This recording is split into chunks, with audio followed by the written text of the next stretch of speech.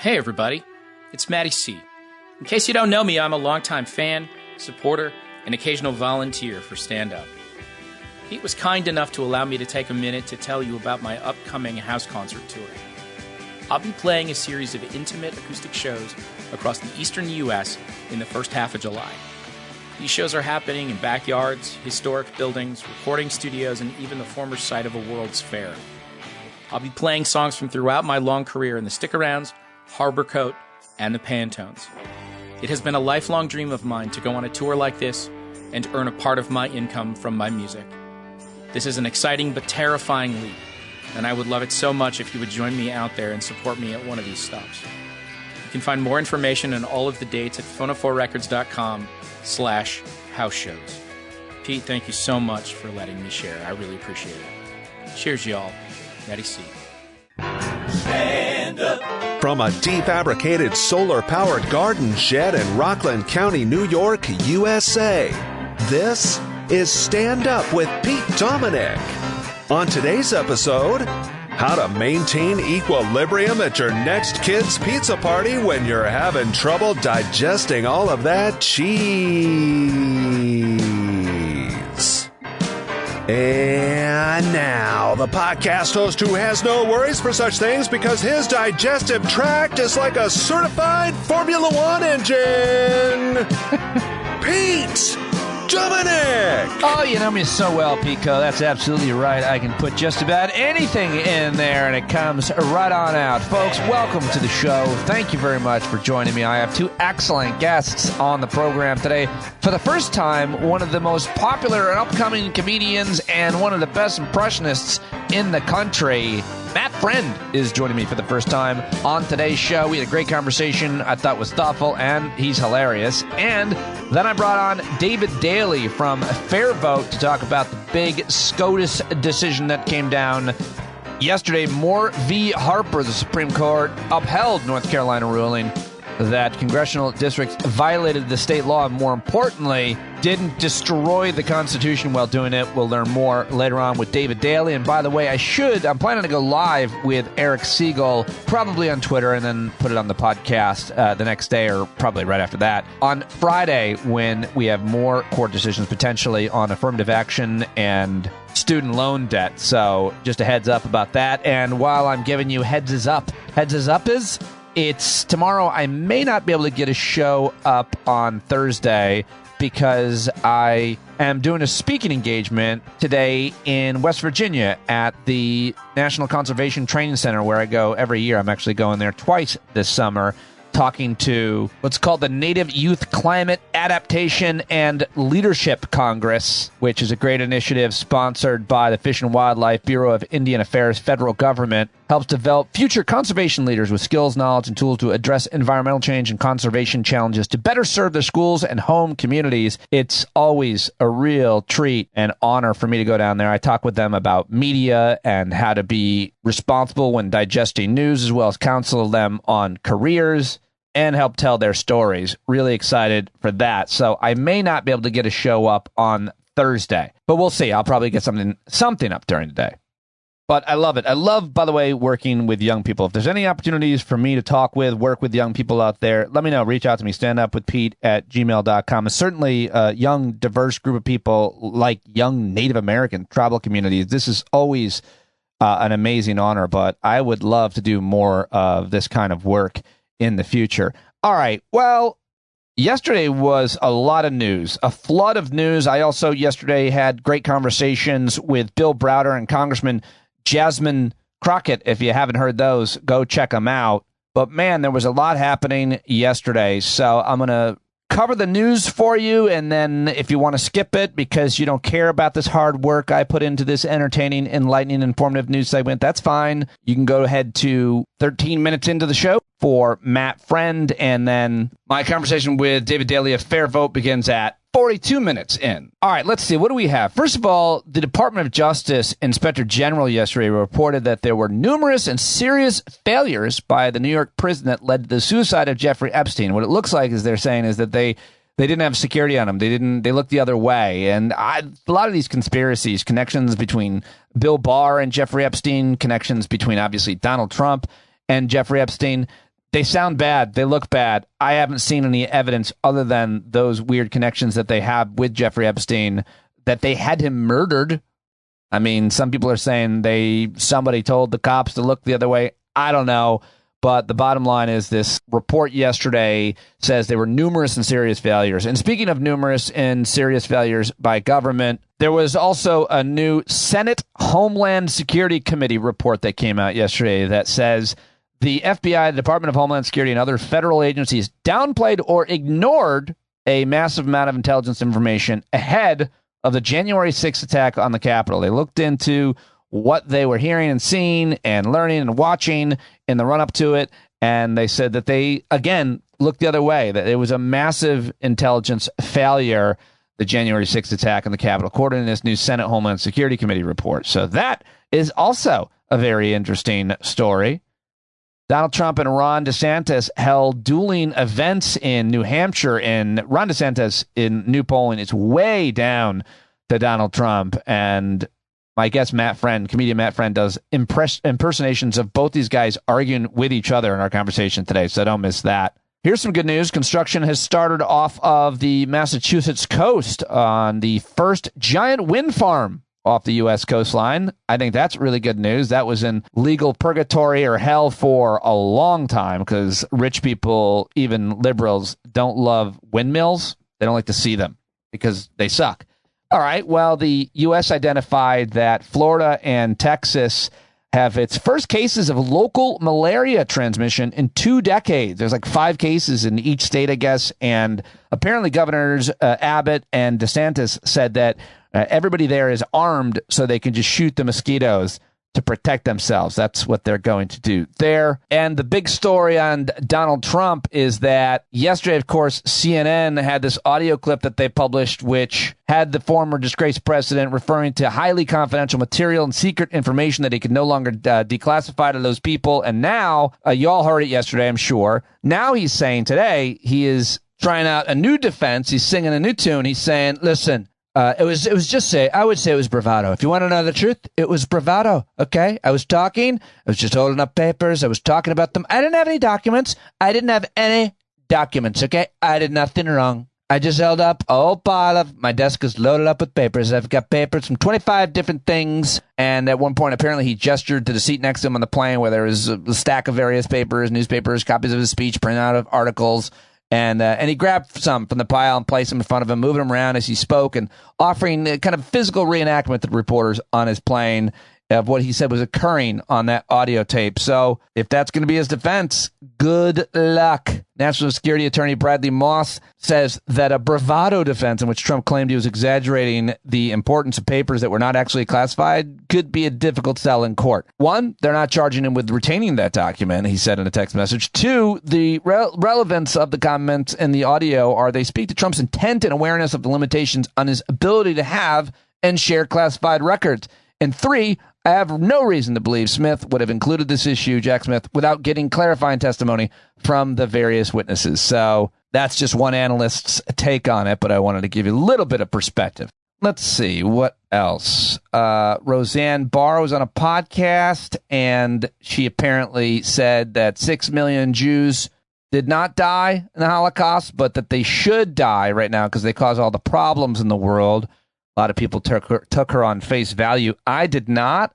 Roseanne is a performance artist who is trying to say the most outrageous things she can to get attention and to test the limits because she has nothing to lose. So I'm not making a big deal of it. I'm certainly not taking her. I don't think that she believes that. But of course, it's a ridiculous and irresponsible thing for her to say because we live in a world where a lot of people do believe that shit. And having someone prominent say it, it's just not good. It's not a good thing to do for anybody. But, of course, Roseanne doesn't seem like a very good person. Cares about other people's. Speaking of people who aren't great, so RFK Jr., Robert F. Kennedy Jr., of course, running for president as a Democrat in the primary and doesn't have much of a chance, although I'm terrified of this guy, as I have been, of the anti-vax movement since it began. But new polling is showing that he's doing a lot worse than he was back in March when he tested a lot better against Joe Biden. And that suggests that the surging media exposure has actually hurt him in the primary because he's taking positions and talking to media that Democrats don't really like, and he's running to be a Democrat. So I think that's good news. And then finally, I feel like this is one of the most viral pieces of video, audio media from yesterday. This, of course, is from Senator Rick Scott, who is apparently thinking about running for president, which is hard to believe because, of course, he defrauded Medicare for like billions of dollars. And he also has even less charisma than Ron DeSantis, if you can believe it. But anyway, he made this weird video. Everything he does is weird. It's 35 seconds, and it went viral. Here it is. Senator Rick Scott here. Let me give you a travel warning. If you're a socialist, communist, somebody that believes in big government, I would think twice. Think twice if you're thinking about taking a vacation or moving to Florida. We're the free state of Florida. We actually don't believe in socialism. We actually know people, and some people in our state lived under it. We know people lived under socialism. It's not good. It's not good for anybody. So if you're thinking about it, if you think about coming to Florida and you're a socialist or communist, think twice. We like freedom, liberty, capitalism, things like that. Okay, well, just everything about that video was super awkward and cringy, including the framing of it, the audio, the video. He's a really creepy looking guy. Looks a little bit like what I'll probably look like. I don't think I have a narrow skull like him. Anyway, what a ridiculous set of comments or commentary.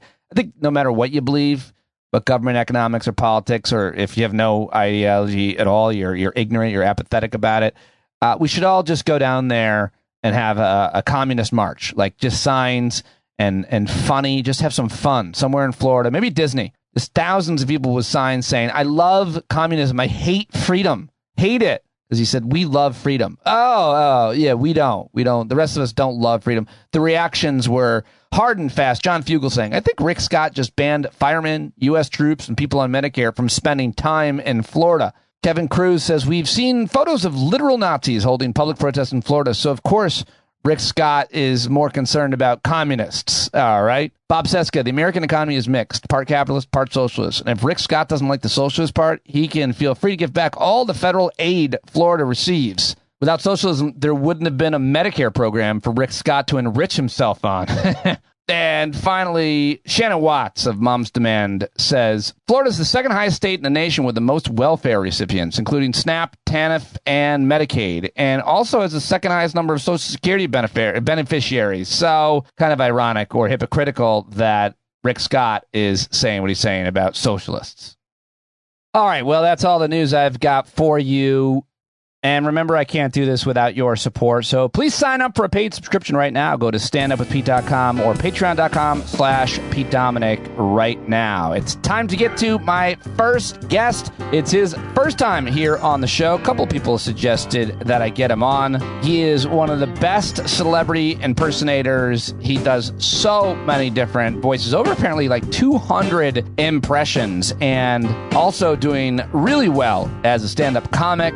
He has over 1 million followers across all social platforms, TikTok, Snap, Instagram, Twitter, Facebook, and much of his career has kind of unfolded during the pandemic on social media. He's been on Howard Stern, The Today Show, Jimmy Kimmel Live, and so much more. He headlined the Kennedy Center, and I'm really happy to have him here joining me for the first time on Stand Up. Find more about him, follow him with all of it. It's on all of social media. Just go to the show links for today's episode. Ladies and gentlemen, for the first time ever on Stand Up, Matt Friend.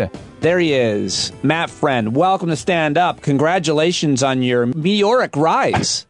Thank you so much. I'm happy and excited to be here. Thanks for having me. I will speak for a lot of other comedians who've been doing stand-up or been in the business for over 20 years when I say not a fan of your rise to the top this quick. Like, I feel like you have not struggled enough, Matt.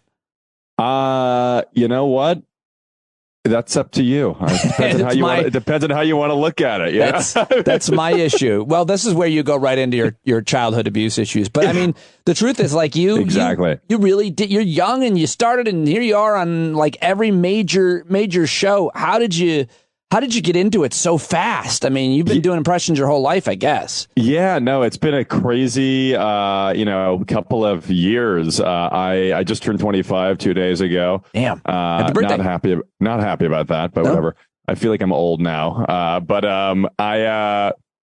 I went to school here in New York. I went to NYU. And when I went here, I really started to jump into comedy. I kind of became obsessive about it, sort of like an animal about performing comedy. And I would go to class and then I would go to an open mic, and it started to be consistent, in college where I was getting like paid spots in the clubs while I was still in school. And amazing. And then I was starting to see a little bit of momentum in the clubs while I was still in college. And then the pandemic hit.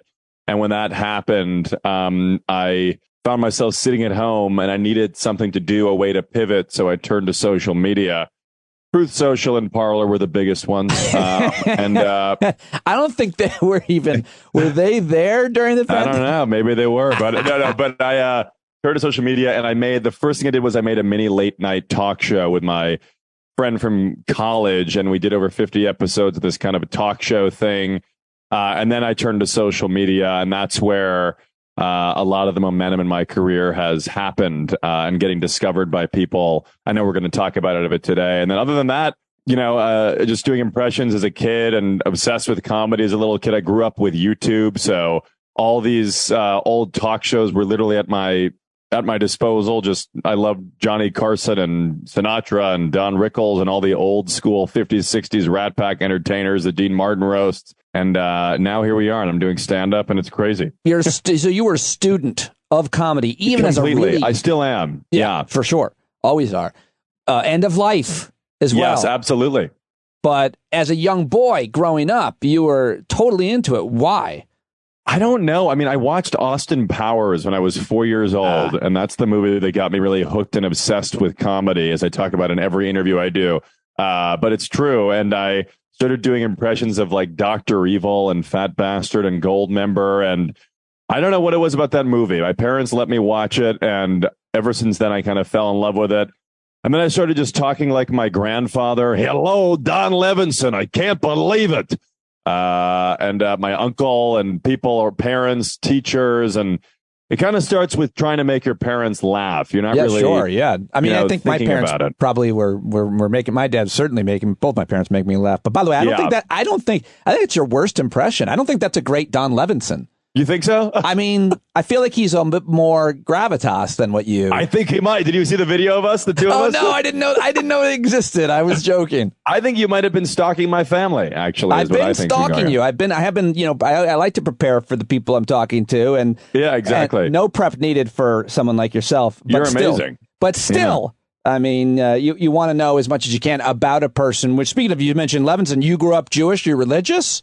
Yeah, I am a Jew, and I wouldn't say I'm particularly religious. I mean, I observe the high holidays. I was bar mitzvahed. I would say culturally Jewish, especially like, comedy. I think that's it's the basic one is say, if you talk to someone and they don't really get Curb Your Enthusiasm, I think you kind of know what I mean.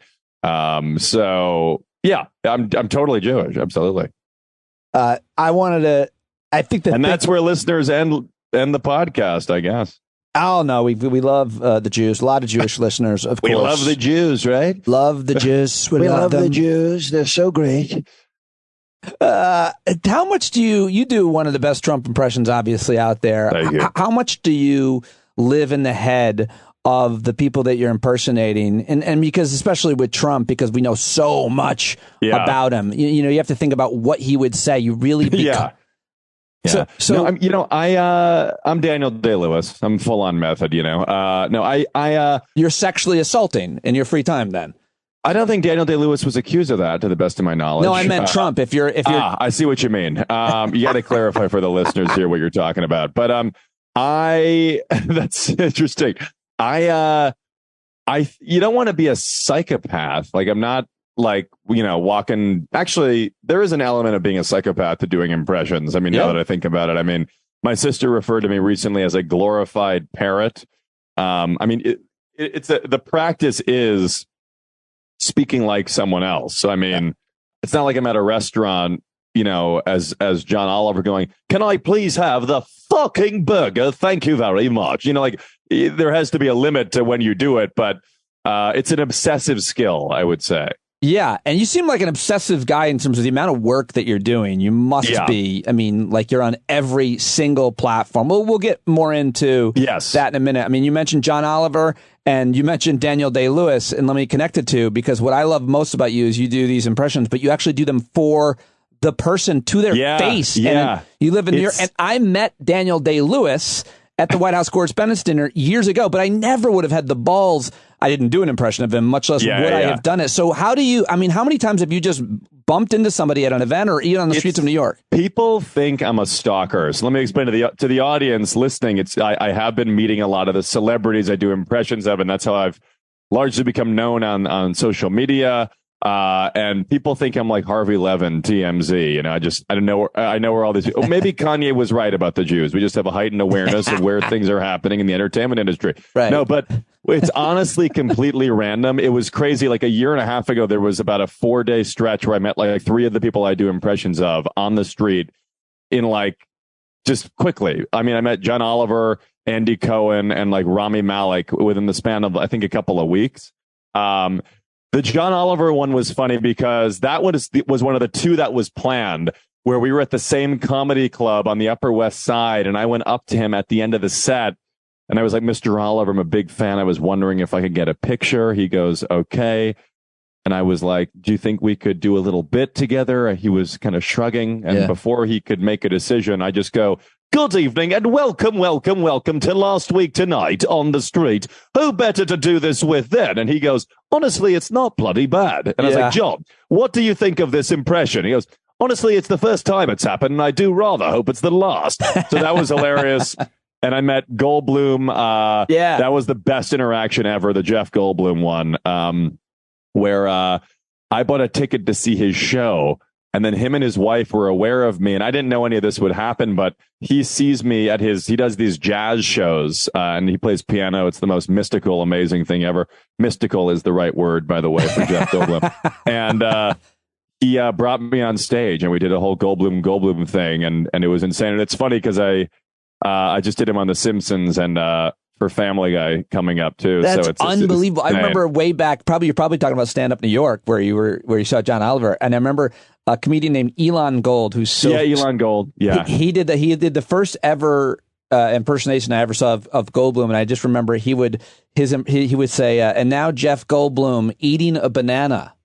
It would kill me with the banana, and he would just look, and that would be it. He could do like 2 words, and it was so great. And the fact that you get to meet people like Goldblum, and they love having you do them, is amazing. But I guess it's insane. Have you ever? You live in New York. You're now a pretty well known guy in the business. You're at all these events. Have you ever seen a celebrity and be like, oh my God, I wish I had an impersonation of that person, because now I can't? You know, that's a really good question, and. Of course. I mean, like, there's always people I want to be working on and doing, especially if I see them on a carpet or at a premiere or something. But usually, if there's someone I want to do a video with, I'm going to do a video with that person. Might not necessarily be an impression, but it might be something else. Who's turned you down? No one. Oh, that's great. Yeah, I don't think anyone has. Everyone's been like, it's just about the way you approach these people. I think I have a good way of approaching these people. You don't want to be like a paparazzi, you know, and I guess it's also helpful that a lot of them are starting to know who I am a bit now as well. It's got to be a lot easier. Now people are reaching out to you. It's insane. It's absolutely wild. I had a really crazy one recently with David Letterman.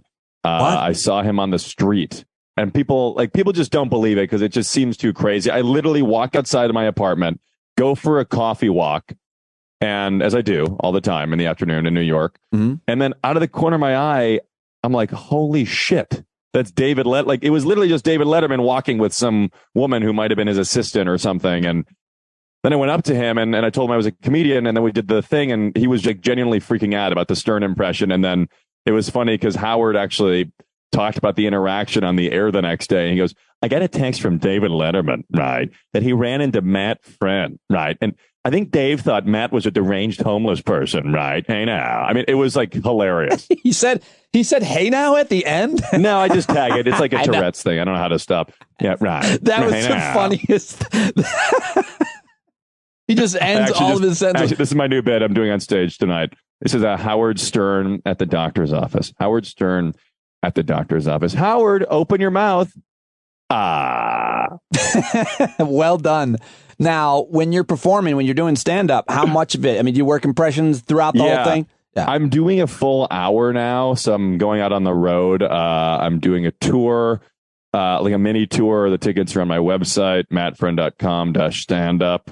And I would say in that hour, probably about right now a quarter impressions, probably 25%. And I have a lot of stories and other things unrelated to the impressions I'm very excited to be sharing to my audience. I could hear about all these things that you're experiencing forever. I mean, if you just did a one-man show with Even No Joes, you could just sit there and talk about your life as you are with me. I mean, this is a fascinating career that you have gotten started and what you're doing. And I love it. And much kudos to you for it all. Thank you. The social media stuff is obviously massive. And I think it's like I'm trying so hard to figure it out, but I'm so old. I'm just like, and I'm only 47. What if I was like, yeah, I can see that now. Well, yeah, but like 47 social media and tech years, I remember when I was helping people and I knew what was good, but it's hard to learn this shit, but you're crushing it. And like, even on Snapchat now, what do you do? They told me that you're doing Snapchat and I was like, well, let me get on and see. I don't even know how to use Snapchat. Yeah, no, I mean, my career at this point, I'm 25. I graduated college in 2020, and I don't know, I would still be doing comedy, but social media has terrifically advanced my career, in terms of discoverability and opportunities happening. Obviously, like being a full-time comedian and creator, and Snapchat, as you brought up, is really a special platform because on other apps, it's more about showing like a final product. It's about the video or just picture of you at the event or like wearing your outfit. And they use people use the term authenticity a lot in social media, but it really applies, I think, just to this app specifically. I mean, as a creator, I think it really is like the most genuinely authentic way to show your fans what you're doing. And I know it sounds corny, but it's true. It's like on other platforms, I'm not really showing what I'm doing every day, like where I'm walking down the street or like what's happening behind the scenes in an event. But on Snap, I really kind of am showing people like a peek behind the curtain at what's going on in my life. And then also I can upload my videos as well, which I do on Spotlight, which is like their TikTok Reels Shorts competitor. I'm looking at it now. It's so Snap is the best, and I love it. They're great, and they're also just like the best people to work with. If I'm going to be honest, like the company makes it such a pleasure as a creator, and they're the best. And I just think the app, like particularly another thing is just with young people, because I want to reach as many people as possible, and I want to have fans, obviously, until I'm very old. And where are the highest number of young people concentrated? I think it's on Snapchat. For sure. Yeah, absolutely. I mean, that's my daughters are 15 and 18, and they're mostly on Snapchat. How do you, I mean, do you, for all your work and everything, it's like you're constantly using screens. And I wonder, granted you're a workaholic and you're kicking ass and you're in your prime and you got to take advantage of it. But like, are you ever not on a screen? Are you ever just like in a field, on a beach, on a hike, and just like disconnected? Yeah. I definitely am a workaholic, as you say. I'm constantly working and creating things, but I'm not like, it's not every second of the day. I definitely think I have a very good balance. I have friends, like to read, run.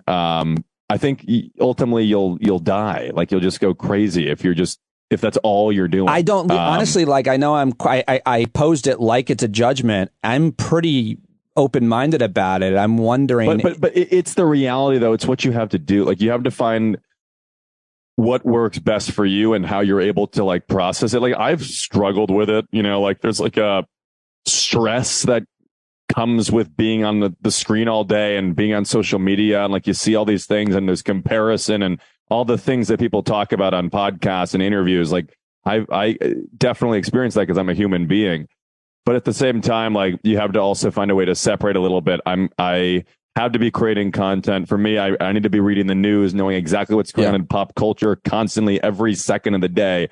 I can't be behind on what's happening in a big political moment or a news cycle. I have to be at the front of it. So I get that. I totally get that. I'm not sure, if, you say you have a good balance. That's awesome. I think that's the struggle for people my age, much less people your age who have less of an understanding of what it was like without these screens. Yeah. When I mean, keep in mind, though, too, like so I'm 25, as I've said 8 times on this podcast. I also am slightly above the generation that doesn't know what it was like to be without a phone. I mean, like, I did have a flip phone. My first phone was in like 4th grade, a flip phone. But I still went to Blockbuster when I was like, I remember walking to Blockbuster when I was like 6 years old. So I kind of feel a little bit different from like the generation that is. Yeah, no, I mean, having just that perspective, just that even little that thing, is big. Especially when your brain's developing, the things that we probably can never point to. Yeah, exactly. So when you talked about the comparison thing, I mean, that we constantly hear psychiatrists talking about that with social media. It's true. Not only, obviously, adolescents, young people have a harder time with it, but everybody does. I get depressed all the time when looking at social media. I was so depressed prepping, learning, seeing all your stuff, seeing how much you're killing it it really made me want to cancel the interview. Do you ever feel that way about anybody else? Because you're on top. Can you imagine? I was like, no, I'm killing it. No, I'm feeling great. No, like, there are, and I'm talking about this in my stand-up bit too. Like, there are certain things that can just be annoying. Like on social media, when you see people doing something and like you feel like you should be at that event or whatever, but I think, you learn to be like, grateful and just like focus on yourself, in terms of what I can control. So I'm so focused right now on making my own opportunities happen. I'm not waiting for anyone to give something to me. So that's kind of what I'm just solely focused on controlling right now. Well, good for you. And it really does sound like you're grounded. I hope you are. Right? And I hope, you aren't into drugs and alcohol too much, because that only Zyrtec, man. Only Zyrtec. Oh, good to hear. Only Ozempic. Yeah, exactly. Oh, but I don't even know what only Metamucil, right? Right, Robin. Hey now. Talk to me about like the political impressions, or Yeah. I actually can't tell how much you care about the world. Because you're so entertaining with these impressions, but the issue is I've been doing stand-up long enough, and I haven't been doing it as much the last couple of years, really, since the pandemic. But like before the pandemic, I started to get turned off because when you would mention anything political, and about a third of my act, usually at the end, because I didn't want to have any problems, people would get turned off by it. Your stuff is so funny, and even when it's cutting, and it is, I can imagine a Trump lover, supporter, still loving it, or any of the other Republicans that you do plenty of hilarious stuff about liberal Democrats. But my question really is, does it ever get weird, divisive? Do people ever get upset that you're even doing this or saying this in this person's voice?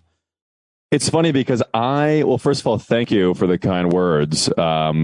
I get some comments, and I'm talking about this on social, where some people comment, like particularly Republicans, they're like, why aren't you doing any liberal impressions? Where's your Biden? And it's funny because you don't have to look that far to know that liberal impressions constantly, like I'm doing Gavin Newsom, I'll do Obama, I'll do Beto O'Rourke, I'll do, if he counts still, I'll do Hakeem Jeffries, I'll do John Ossoff, I'll do Bernie Sanders, the occasional Bill Clinton. I mean, so I'm commenting definitely on liberal impressions and stuff. And then the only reason they're saying that, I think, is because I don't really do a Biden. And the reason I'm not really doing a Biden is because he's too boring. No, but because, it is compared to Trump, it's definitely more boring, as an impression. But yeah. I'd say he's more difficult vocally to get down. I haven't really heard anyone do it vocally, like to the point where I'm like, that is impressive. Really? No, I don't think anyone's been able to do it perfectly. No, I mean, Dana Carvey did a really funny one. But I haven't heard one that's Dana Carvey's impressions have never been spot on impressions. Right. Yeah, but I mean, like, there have been spot on other. I mean, the Biden is interesting, but the point is, it's more about the impression and how much fun you can have with it than it is about. Oh, for sure, absolutely. And I've been doing some stuff with Biden on stage recently that I'm going to be doing more. Like, just the basic premise is just like that I can't really do a Biden impression because every time he's supposed to be talking, he somehow wanders off the stage. So it doesn't really get into the microphone. But I think the funny thing, the easy thing to do about Biden is literally do maybe just his tiny steps. He takes very tiny steps. He does take tiny steps. Yeah, I don't know what that is. I think he's just being careful. Which you'd think would eliminate the likelihood that he falls because the steps are so small. But the Trump is obviously, there's endless entertainment there. I mean, obviously, he's still such a huge political player. Yeah. He'll probably get the Republican nomination unless Ron DeSantis, who I already have here locked and loaded, okay, the free state of Florida. He's already ready to go. And Donald's ready too. So Ron, shut your mouth. He's a nasty. You know what, Donald, look at the polls. I have a problem. Anyways, so we got them down, and it happens with these guys. But the political ones are fun. The McConnell one is really fun to do because he has such a weird face. Yes. That's a really fun one to do. You get the chins going. I tried to, yeah. I thought, can anybody get the chins going? I tried to do it. I don't think anybody can, but you. I don't believe anybody can do it. That is, we love Snapchat. We really do. Scooby-Doo. But even McConnell, your McConnell plugged Snapchat. Yeah, absolutely. He's obsessed. Yes, he did. Absolutely. You know why? Because their ghost is white. It's a white ghost. That's their logo. Yeah, that's right. I didn't. Yeah, no, but yeah, the political ones are really fun. Well, so, and it's just opening. The question you mentioned that you get comments on your posts, but you're no matter what, you're always going to get people saying shit on your social media posts. But I mean, like when you're doing stand-up appearances, is anybody in the audience or is anybody in public, and now at this point you're getting recognized, I'm sure, on the street, come up to you and be a dick? In a show, not necessarily, or really in person. Yeah, I mean, it's mainly social media comments. And yeah, I mean, I would say like in my comedy, like the ones I've done on stage, it's more just like commenting on how someone sounds and the vibe they give off. You know, unless there's like something in the news cycle, like when Trump got indicted, I was headlining at the Kennedy Center in DC, and that news broke 15 minutes before I walked out on stage.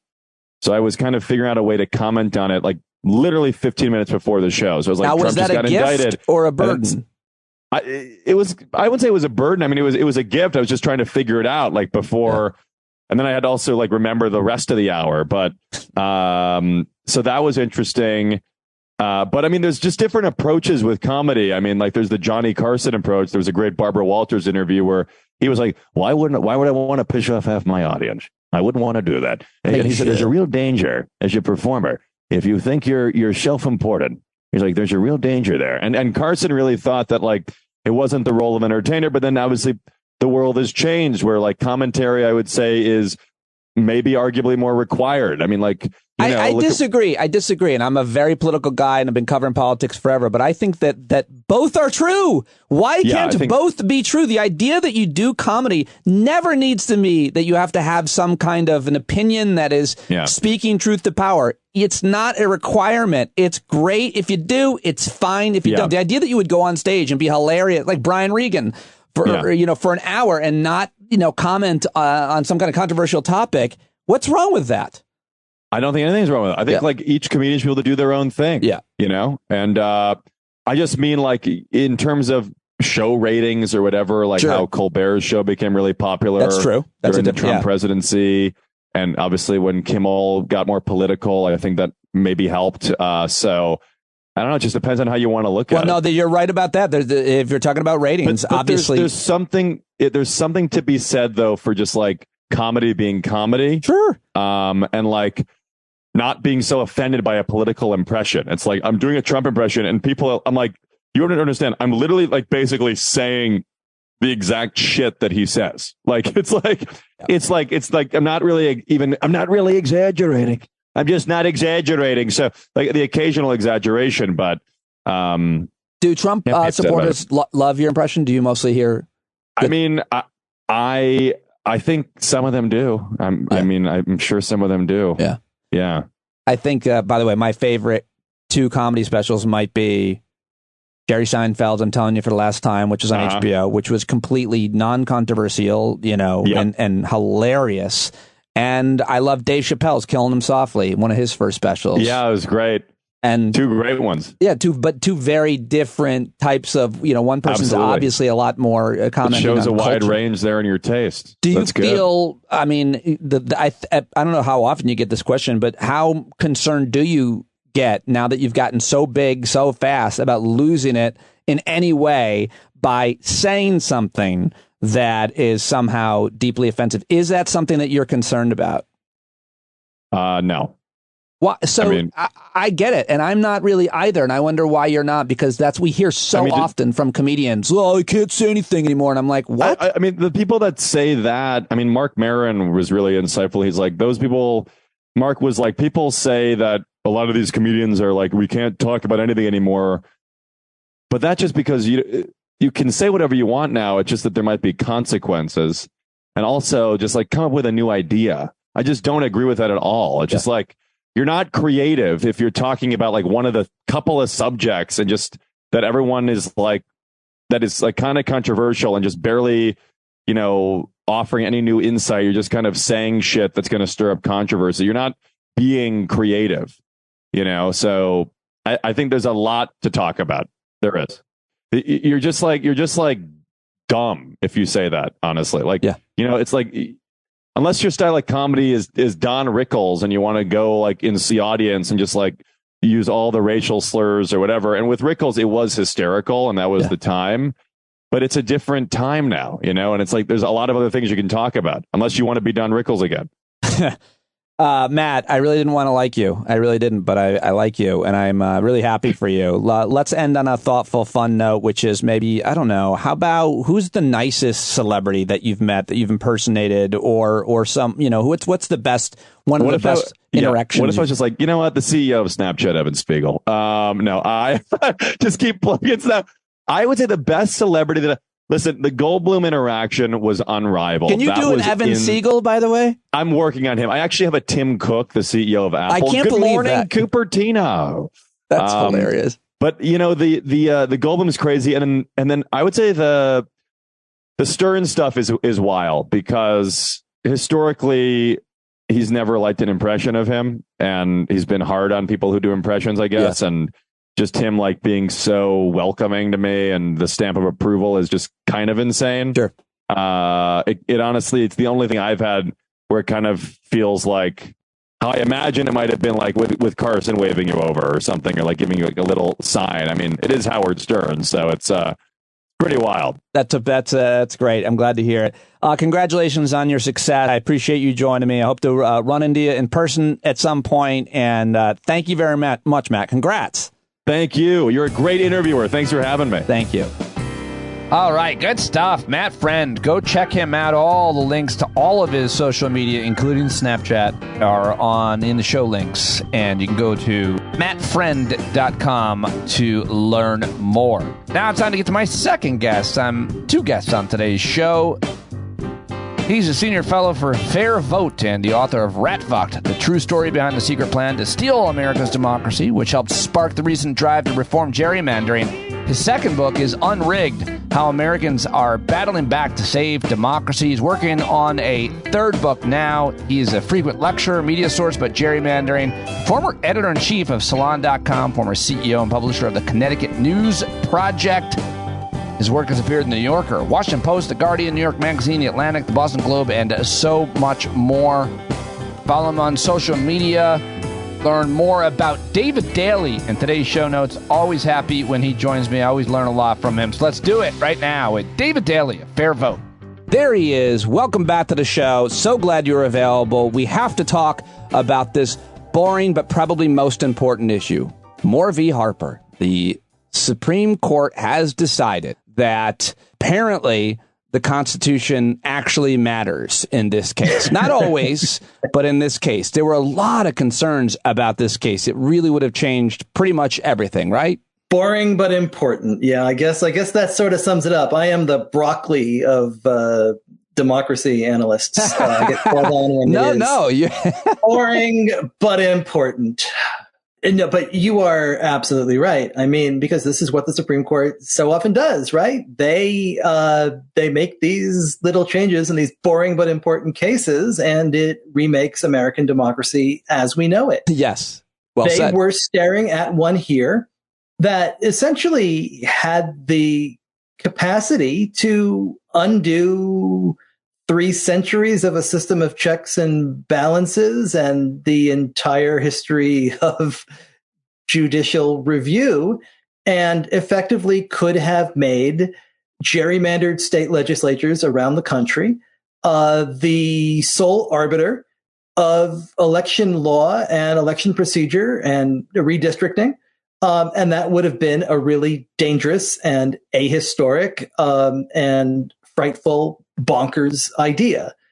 Now, that, of course, does not mean that this U.S. Supreme Court will not go for it, because frightful and bonkers is usually what they like. But in this case, sanity ruled the day. Now, I do think that there's the potential for some time bombs in there, and I would not be Mr. Boring but important if I didn't have a dark lining to offer. But I do think that we get such little good news out of this Supreme Court that we ought to start there and accept that in this case, in this day, we got a ruling walked away from the most dangerous applications of this bonkers independent state legislature theory. Yeah, I was reading about that time bomb, and Rick Hasson, writing at Slate, was talking about it. He says, more is not all good news. In the last part of his majority opinion for the court, Chief Justice John Roberts got the liberal justices to sign on to a version of judicial review that's going to give the federal courts, and especially the Supreme Court itself, the last word in election disputes.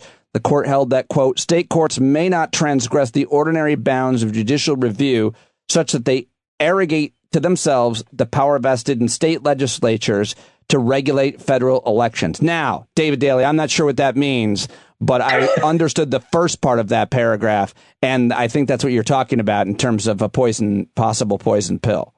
I am. I think you've got your finger on the most important sentence in those 44 pages.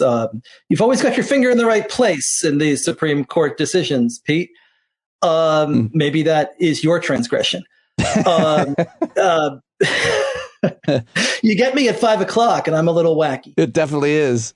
But I think that you've got it. What happened here is that the court brushed aside the most dangerous ruling that they could have made, and they did not embrace the independent state legislature theory. But they did put some limits on what state constitutions can do. They inserted themselves into this. They handed themselves a role, effectively, of watchdogging state Supreme Courts if they go too far in these election areas. Now, that could be a good thing, because really what we generally tend to fear would be a state Supreme Court in Georgia or Florida or Arizona or previously Wisconsin from inserting itself into the presidential race in a way that would be counter to the will of the people or the actual results of an election. That was what we were looking at with the entire theory around Donald Trump and alternate slates of electors. It's what so many of those lawsuits after the 2000 election were all about. Say the case in Pennsylvania, right? Are you allowed to consider absentee ballots that arrive after election day? What kinds of laws can states make here, and how do courts interpret them? And so the court gave itself a role today in determining when a state Supreme Court transgresses and crosses that line. What they didn't do was create a standard or draw a line. And I think that should scare us, because it means that there will be future cases that the court effectively invited today that could be decided in the days and weeks after the 2024 election, if not down the line, where this standard is being created. They did not embrace the independent state legislative theory, but they embraced, in a way, kind of the independent state legislature light theory that comes out of Bush v. Gore, that comes out of the footnote in Chief Justice Rehnquist's concurring opinion in a case that was not supposed to count for anything other than installing their preferred presidential candidate in the White House. Chief Justice Roberts, of course, clerked for the former Chief Justice Rehnquist, and there is a long line there. And so in order to get the ruling we got today, the liberals had to agree to this poison pill. Yes, so well said. Really well said. I read like 3 articles about it. You just explained it very well, including the historical context. You mentioned, of course, Justice Roberts, and I wanted to just ask you about this other case that the Supreme Court decided. Now I'm forgetting the name of it, but it was about Alabama. This is a couple weeks ago, of course. The Supreme Court shocked just about everybody when Roberts and Kavanaugh sided with their progressive colleagues to rule that Alabama's recently redrawn congressional maps discriminated against black voters. How about that case, David Daley? I agree with you. I mean, I'm speechless because I was not expecting that result. That case has to do with Section 2 of the Voting Rights Act. This was in many ways an absolute a textbook application of the Voting Rights Act. We simply don't expect textbook applications of the law from this court on democracy issues, except when they can put their thumb on the scale for the side that these robed ideologues root to actually get a ruling that took a pretty clear case. You know, Alabama could have easily drawn a second district in which black voters there who make up more than 28% of the state could have had an opportunity to elect. Instead, this was a racial gerrymander that gave white Republicans 7 of the state's 8 districts. And, it's a fairly, it's so textbook that the lower court with 2 Trump judges on it overturned that map. So what's also shocking about it, of course, is that the Chief Justice, back when he was a young man, right after he left his clerkship for Rehnquist, goes to the Reagan administration and is effectively the Department of Justice's point person on trying to undermine Section 2 of the Voting Rights Act in the 1982 reauthorization. So Roberts has had his knives out for this for almost 40 years. And the fact that he passed on the opportunity to take that chance is, I think, stunning. But again, if I can be a little bit of a dark cloud, David, because, let's face it, Pete, it's I don't do many things well, but, rain on people's parade, that I have got down. I would say 2 things are really important about that case. First is that the Supreme Court could have made that decision last year. They had the ability to simply uphold what the lower court had done and to okay Alabama doing a new map last year, along with Louisiana and the other states where there were similar cases. What's the difference? Well, we had congressional elections last year in November of 2022. Republicans hold the House by 4 or 5 seats. The handful of seats from Alabama, Louisiana, Georgia, Texas, these cases that have to do with this interpretation of Section 2 could have handed Republicans control of the House of Representatives this cycle that they did not actually earn. So let's not give the Chief Justice too much applause here. The second thing is that just as he did in the case today, Justice Kavanaugh has a short concurrence in the Alabama case in which he says, well, I'm on board with this decision, but I think that it's reasonable to say maybe there's a time limit on how long Section 2 ought to have anything to do with race and redistricting. That wasn't briefed and argued here, so I can't rule on that. But what does that do? It invites the next challenge and it sets up the chance down the line. And this is what this court does so effectively, right?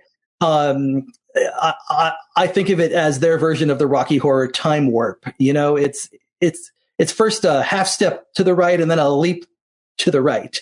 And then we jump into the Jim Crow time warp. And I don't like the Jim Crow time warp ride. And this is what they did, right? In Citizens United, you drop a little bit of a breadcrumb in the Wisconsin right to life case. You invite the next case. It's what happened in Northwest Austin, which is the case that leads to Shelby County. It's the step to the right and then the jump to the right. And I worry that in both of these cases, we have not seen the last word.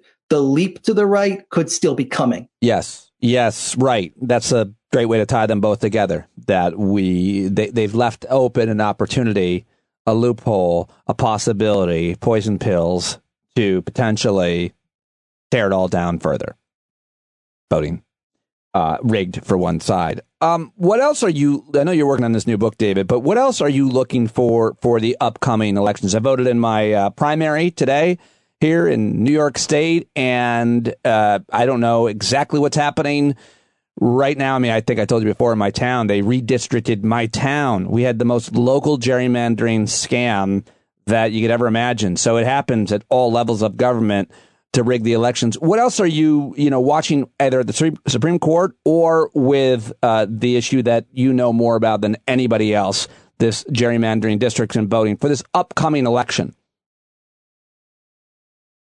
Gosh, I think you're right. I mean, gerrymandering, we are going to see new maps now coming out of Alabama. We are going to see new maps out of Louisiana. There's going to be more litigation that follows, both on the Democratic side, seeking to capitalize on the ruling out of Alabama, but I think also on the conservative side, looking to accept the invitation that Justice Kavanaugh offered to sort of make the argument that the time has come that, as the Chief Justice said in Shelby County, that things have changed in the South, and to make the argument that things have changed in America, and that in the same way that the pre-clearance formula that they said was out of bounds in 2013, perhaps, the pieces of Section 2 become out of bounds now. So I think that is on the litigation front. We're going to have to keep watching that. In August, there will be a progressive majority on the Wisconsin Supreme Court. So I think it will be really interesting to watch the litigation that voting rights folks bring, I would imagine, almost immediately in the state of Wisconsin, trying to what has been one of the most brutal gerrymanders in the country, a gerrymander in which Republicans hold complete control of the state assembly, even in years where Democrats win hundreds of thousands more votes. They are in danger of a conservative supermajority every single election in the state of Wisconsin. And this is why abortion is effectively illegal right now in the state of Wisconsin, right? It's not just Alabama, the whole Southeast, and red states. It's these gerrymandered states. And so there's going to be a whole lot more action on this redistricting side. North Carolina and Ohio, both states that conservatives control, both states where I expect conservatives to enact new congressional maps ahead of the 2024 election that could tip the map red. And then the question becomes whether Democrats are able to do the same thing in the state of New York. They failed. The state Supreme Court stopped them last time, I think entirely appropriately. But what all of this does, of course, is it's another reason why this problem of gerrymandering has got to be solved at the national level. You can't simply have New York say, we're going to do the right thing when Ohio and North Carolina and Texas and Florida are going to do the wrong thing. There has to be a national standard. It's why we needed the Voting Rights Act and the John Lewis and the For the People bills in the last Congress. It's why the decisions that the Supreme Court made in Common Cause of Rucha, which effectively greenlit all of these gerrymanders, remain so dangerous. It's why we're not out of the woods yet. That's for damn sure. Not expecting to be anytime soon. Before I let you go, I've been asking all my favorite political analysts about what they think of the potential disruption that some of these I don't know, alternative candidates, especially in the Democratic side, present. You look at the Republican primary race, the race for the Republican nomination for president, you see there's about 15 people running and more every day, all of which mean that Donald Trump is likely to win because he only needs to then get 20% of the votes if the other 10, however many candidates, come away with the rest.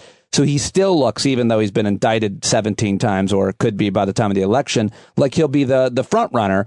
And so we're not so concerned about that because we think Joe Biden would still win, except for if some other candidate took a 3 or 5% away from him. We've seen this before. A lot of people think Jill Stein is the reason why we got Donald Clinton would have won those votes, maybe. What do you think about RFK maybe running third party because he's not going to get the Democratic nomination, or Cornel West, or anybody taking votes, Marianne Williamson, anybody taking votes from Joe Biden? Are you concerned about that at all? Yes, I think we absolutely have to be concerned about that. And I think what that is it's an argument for ranked choice voting. This is an argument why we need to ensure that people have the ability to vote for the candidate that they most want, but they should also not have to fear that by doing that, they are helping elect the person who they want at least. And if we had a system of ranked choice voting, which we see becoming increasingly popular around the country, in states around the country, in cities around the country, in small towns, where people understand it gives voters more choice, where it takes away this entire problem of spoiler candidates. Right now, whenever you have more than two candidates in a race, choice is weaponized against voters. And if you had a different system, if you embrace ranked choice voting in presidential elections, but also in presidential primaries, right. And we got away from this idea that it's okay to win elections with 20% of the vote when 80% of the electorate wants somebody else. We would be going a long way towards improving our democracy. I mean, look at what happens right now in congressional districts. It's the exact same problem.